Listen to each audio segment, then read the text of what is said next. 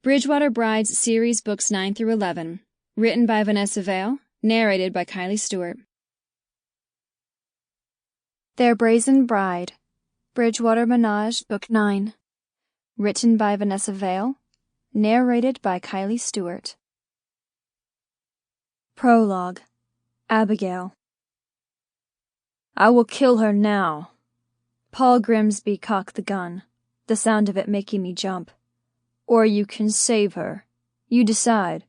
He had the look of a man not to be trifled with. Tall and lean, he seemed as if he'd been stretched on a medieval rack. His curly hair was tamed with pomade, and the cut of his suit was the latest fashion. But he was anything but a gentleman, especially since he held a gun to my friend's head. I glanced over my shoulder at the man, one of Mr. Grimsby's oversized and brutish lackeys, who blocked the room's only exit. What is it you want from me exactly? My voice was shrill with nerves. Sweat trickled down between my breasts. I wrung my hands as my knees practically knocked. I hadn't been invited to the Grimsby house. I'd been accompanied by the man at the door, and another who had ventured off somewhere in the big house. The journey across Butte from my finishing school was only 10 blocks or so, but it had felt interminable. I'd spent the time considering ways to escape them. I was walking down a busy street.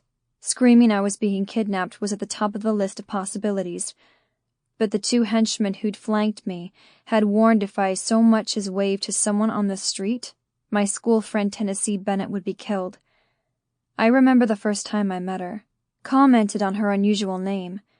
She'd said her parents named her and her 2 sisters after states.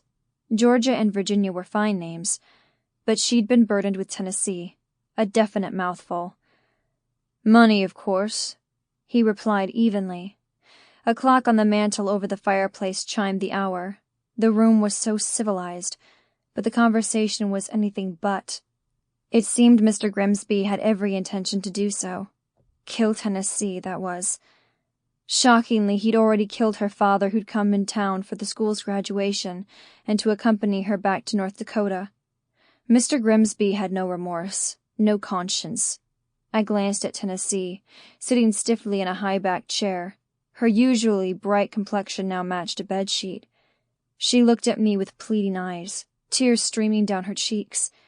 She'd gotten herself into this predicament, had pulled me in unwittingly as well.